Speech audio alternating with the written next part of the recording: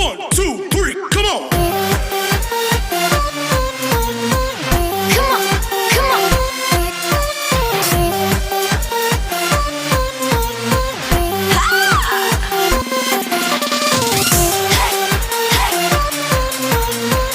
Come on, come on. Guys, ang ating mga ingredients sa ating jeris. Ito ang ating sibuyas. Apat na sibuyas. Yan, pigisa ko na yan sa butter. Ayan, mayroon tayong butter. At ito ang ating jeris. 2 glass jeris. Ito ang fresh yogurt. Ayan po ang ating dry lemon powder. Ayan po ang kanyang spices. At itong ating salt. Okay guys, ngayon isa lang na natin ating jeris.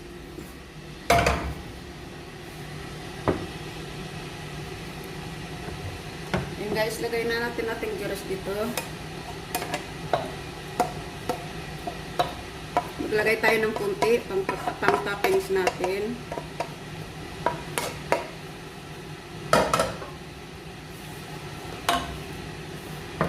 Yan po na 1 spoon salt.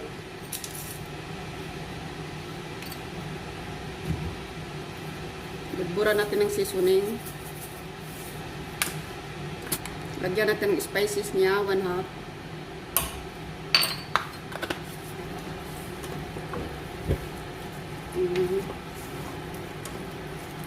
At ang laban, mamaya natin ilagay ang ating yogurt.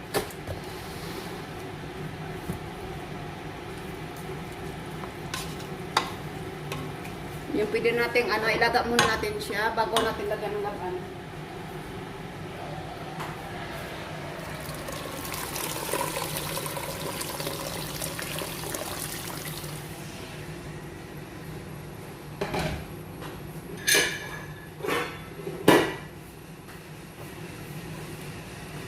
Ayan, boiled muna natin ating jeris at mamaya natin ilagay ng ating fresh yogurt. Ayan, takpan po natin mga 20 minutes. Balikan. Mamaya.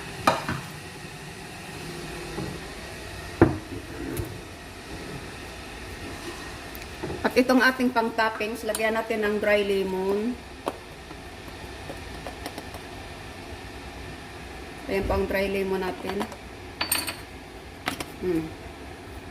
Ayan, dry lemon.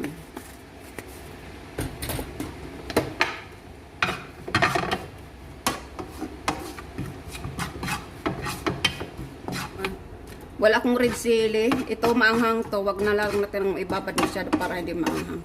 Ayan po, ayan. Hayaan mo dito na muna natin yan.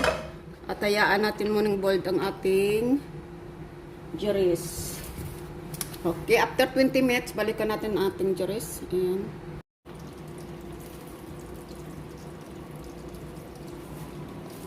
Ayan guys, nakalimutan ko pala ipakita sa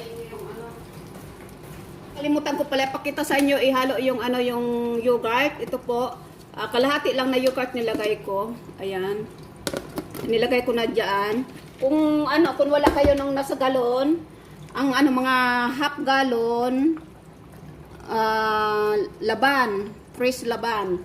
At ngayon dahil wala po, ang inano ko ito, kalahati nito na yogurt. Pwede naman po yun. Kung wala kayong sa yung laban na syrup, fresh laban, ito mayroon kayong fresh yogurt. Ayan po, fresh yogurt. Ayan. Hindi ko na ipakita sa inyo kanina dahil nalubat ang aking cellphone. Ayan po, inalo ko na po yan. Ayan, aantayin natin na matuyo-tuyo ang ating jeris. Ganito pang paggawa ng jeris.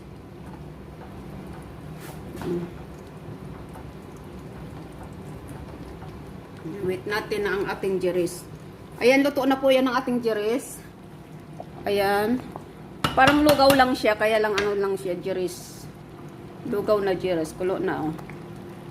Ay, picturean ko pala kasi baka